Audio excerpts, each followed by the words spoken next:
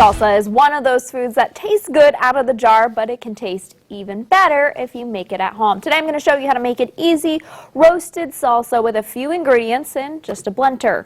So the first thing you want to do is turn on that broiler. So you're going to take about 2 pounds of tomatoes, which is in here right now. I'll explain in a second.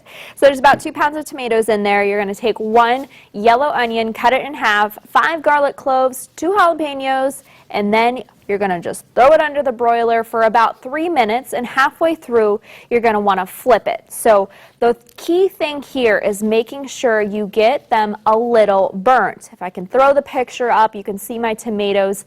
They have a little bit of char on the edges there. My garlic was a little bit crispier, which isn't a problem because that's where you're going to get a lot of your flavor when it comes to this salsa.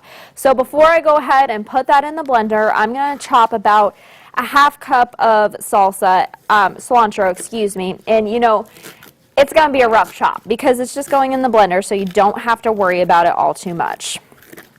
All right, so all of the salsa ingredients are going to go in here.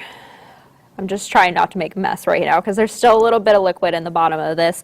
So unfortunately, when I went to go buy my ingredients for this, I didn't find any jalapenos, so I used instead 1 poblano and 1 serrano. So when it comes to peppers, you of course know there's a spice level for each of them.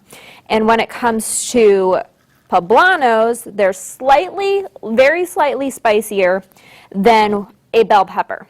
They're less spicy than a jalapeno, and then you got your serrano. So I'm trying to balance out the flavors there because it doesn't have the same spice that I'm looking for. Now, if you can't find any of those, if you remember last week when I made my pierogi dish, I had those chipotles and adobo. That's just going to make this a little bit smokier, but it's still going to have great flavor. So I'm also going to add a decent amount of salt, because anytime you're cooking with tomatoes, you need salt. All right, so now I'm going to puree until smooth.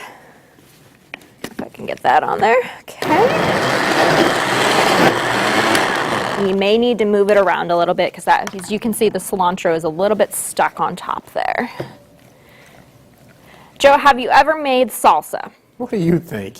I know the answer is no. But What do you think? I had hope that maybe you tried. They got some great salsa at the stores. All right.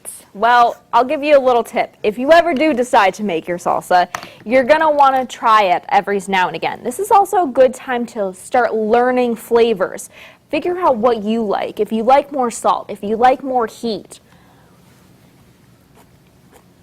So this is a pretty spicy salsa because I added that serrano in there, but it's like not unbearable. It's actually, I'm pleasantly surprised at how good it is.